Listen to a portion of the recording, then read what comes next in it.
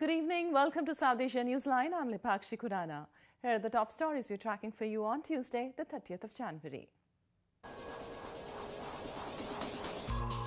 Pakistan resorts to ceasefire violation along frontier in India's Jammu and Kashmir.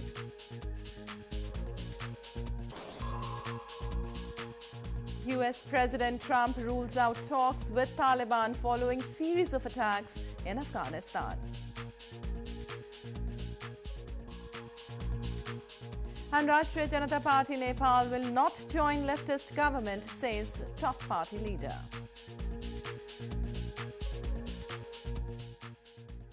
And now for all the details. Pakistan on Tuesday resorted to ceasefire violation along the frontier in India's northern Jammu and Kashmir province. There has been a spate of ceasefire violations along the border by Pakistan this month.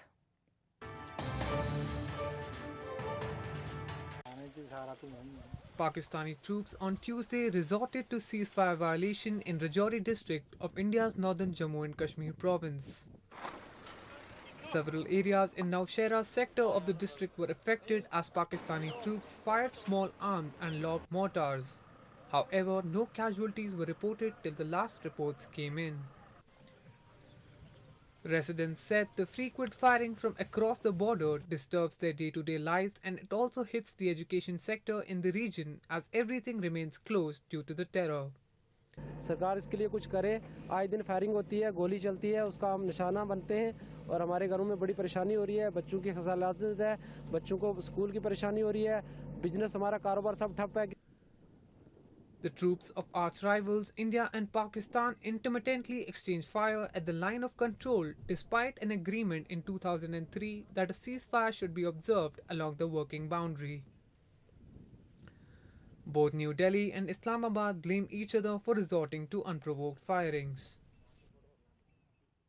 Death toll rose to over 40 on Tuesday in a horrific bus accident in Murshidabad district of India's West Bengal province on Monday. The passenger bus carrying over 50 passengers plunged into a river after losing control in order to avoid collision with a truck coming from the opposite direction.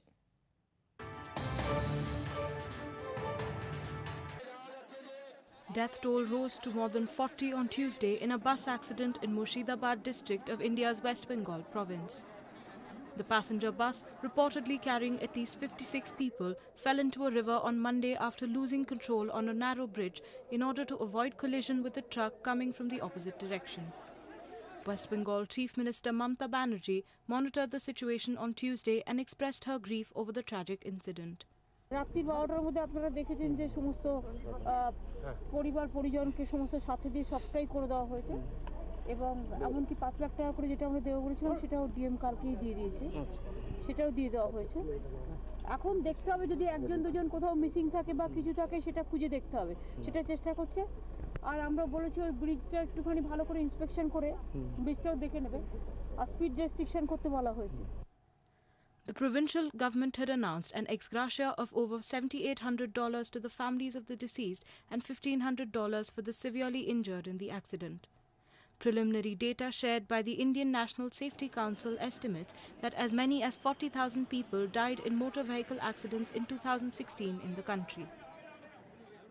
In news from Pakistan, an accountability court on Tuesday rejected Pakistan's ousted Premier Nawaz Sharif's objections to a supplementary corruption reference filed against him.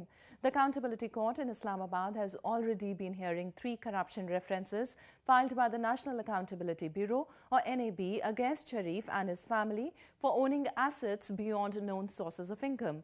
The NAB, while filing the new reference, informed the court last week that they had fresh pieces of evidence, including 7 new prosecution witnesses.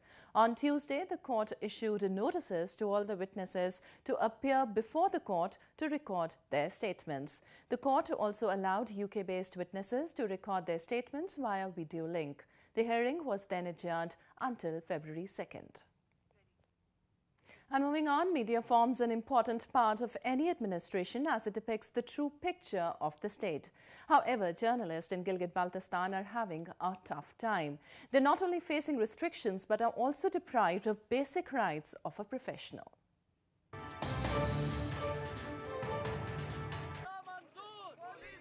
The aim of journalists is to highlight the problems and hardships of people.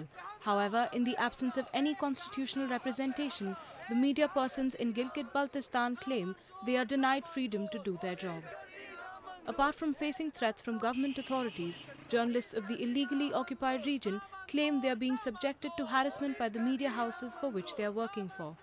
Gilgit Baltistan में आप देखेंगे तो press के हवाले से खासतौर पर जो वर्किंग जर्नलिस्ट है उनका एक बहुत बड़ा इशू ये है कि वहाँ के जो जर्नलिस्ट हैं उनको तनख्वाही नहीं मिलती है, जिसकी वजह से मुख्तलिफ मसाइल का शिकार है वहाँ के जो जर्नलिस्ट है। और अफसोस की बात यह है कि हुकूमत की तरफ से भी इस पर कोई आज तक कोई तवज्जो नहीं दी गई है। Despite facing such problems and pressure, journalists in the region are still risking their lives reporting about the ground realities.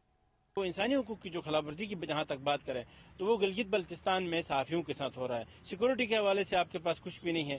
दूसरी तरफ आपके पास जो तमाम नेशनल जो चैनल्स हैं उनका कोई ब्यूरो ऑफिस वहाँ पे नहीं है। ब्यूरो ऑफिस ना होने की वजह से भी सहाफ़ियों के जो मसाइल है वो एज इट इज़ रहते हैं। Journalists have long claimed they are often threatened for doing their job and allege it is a deliberate attempt by Islamabad to keep the Gilgit-Baltistan region in the dark. In news from Afghanistan, US President Donald Trump on Monday said the United States would no longer hold talks with the Taliban. His remarks came as Taliban has claimed responsibility for 2 recent terror attacks in Afghanistan, which killed over 100 people.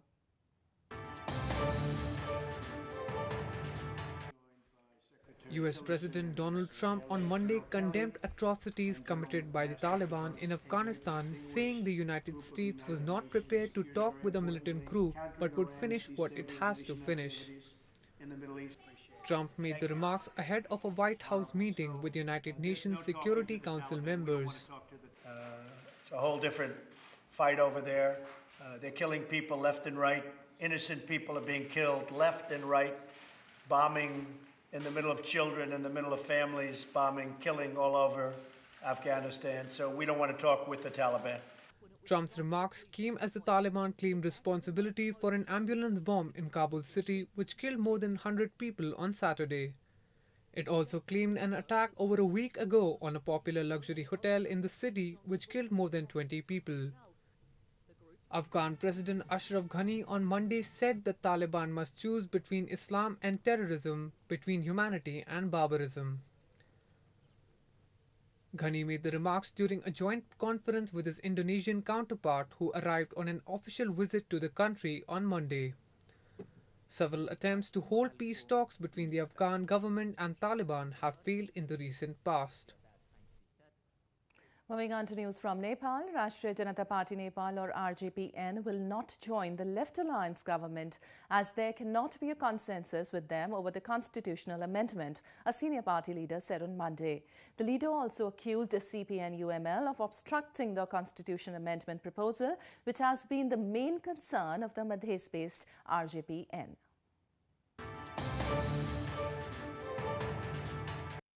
Top leader of Nepal's Rastriya Janata Party-Nepal or RJPN, Rajendra Mahato on Monday said his party would not join the government of the Left Alliance.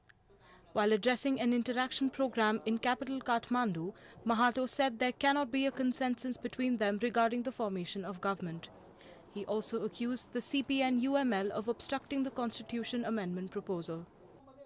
His remarks come after a top CPN-UML leader, Pradeep Gyawali, earlier said that constitution amendment cannot happen only because the Madhes-based parties want it.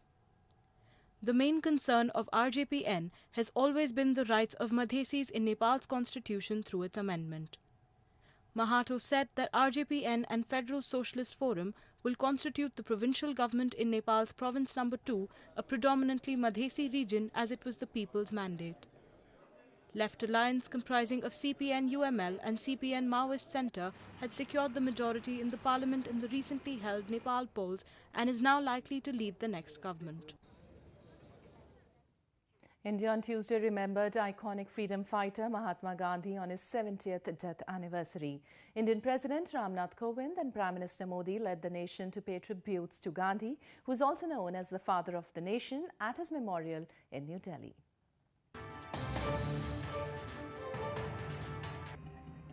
Indian President Ramnath Kovind and Prime Minister Narendra Modi on Tuesday led the nation in paying tributes to iconic freedom fighter Mahatma Gandhi on his 70th death anniversary at his memorial Rajghat in New Delhi. Situated on the banks of River Yamuna, the memorial stands at the spot where Gandhi was cremated after his assassination on 30th January 1948. Indian Vice President Venkaiah Naidu, Defence Minister Nirmala Sitharaman and former Prime Minister Manmohan Singh also paid floral tributes to the man venerated across India as the father of the nation and fondly known as Bapu or Father. Gandhi was born on October 2, 1869 in India's western Gujarat province. A lawyer by profession, he led the struggle for India's independence from the British rule using non-violent methods. On January 30, 1948, he was shot dead by a Hindu fanatic, Nathuram Godse, less than a year after India gained its freedom. Gandhi's ideologies still continue to be followed around the world. His statues can be found across the country, and nearly every town has at least one street named after him. A water sports camp is underway in full swing in India's northern Jammu and Kashmir province despite the cold weather. The camp, which is being held at the iconic Dal Lake in Srinagar city, aims to prepare players for championships across the country.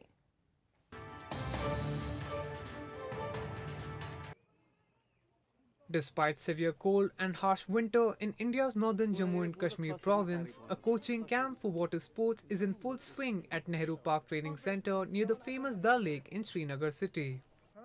During winters, when people prefer to spend maximum time at their homes protecting themselves from the cold, the energetic players are attending the coaching camp in full spirits. The players aim to maintain their physical fitness and compete at national level championships. हम लोग इसलिए ये activity कर रहे हैं क्योंकि हमारे इससे मेंटली भी हम फिट होते हैं, फिजिकल भी फिट होते हैं, क्योंकि हम लोगों को बाहर जो नेशनल्स होते हैं उसके लिए हम ये तैयारी कर रहे हैं ताकि हम लोग वहाँ पे भी जीत जाए. हाँ, ये ज़रूर कि यहाँ पे बहुत ठंड है, हम लोगों के लिए मुश्किलात होते हैं, बट फिर भी हम लोग अपना पूरा 100% देते हैं. हम लोग ठंडी में भी ये करते हैं. ये सर, जो विंटर कैंप हमारे लिए ये बहुत ही ज़रूरी है. हमारे लिए जब हम यहाँ पे विंटर कैंप करते हैं तो भी हम आगे बहुत अच्छा परफॉर्म करते हैं, क्योंकि जब यहाँ पे हम 1 महीने या 2 महीने विंटर कैंप में हम प्रैक्टिस करते हैं तो आगे जाके जब हमारा नेशनल होता है तो हम वहाँ पे बहुत अच्छा परफॉर्म करते हैं. Since few years, water sports including canoeing and kayaking have become very popular in the province. The valley has a good number of water bodies including the Dal Lake that is suitable for water sports. A first of its kind bird festival commenced on Monday in India's northern Punjab province. The festival aims to boost tourism whilst promoting culture of northern India.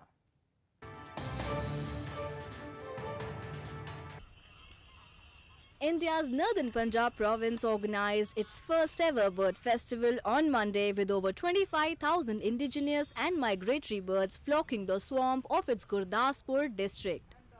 The festival was graced by Tourism Minister of the province Navjot Singh Sidhu, who inaugurated the festival at Keshapur Cham wetland. The festival aims at boosting tourism and showcasing Punjab's cultural colours. The birds will present a beautiful picture, bringing cheer to bird watchers of the province. First ever bird festival in Punjab. In the last 70 years since independence, this is the first one. So obviously it is a historic day. Among popular varieties of migratory birds visiting this wetland are painted stork, black-headed ibis and various others. From early November onwards, these migratory birds keep arriving from various parts of the world to nest in various parts of India whilst their homeland freezes. Well, that's all we have for you from South Asia this evening. Now our viewers can watch the show on SouthAsiaNewsline.com. You can also visit us on Facebook.com/SAsia Newsline and follow us on Twitter @SAsia Newsline. That's all in tonight's edition. We'll see you same time tomorrow. Good night.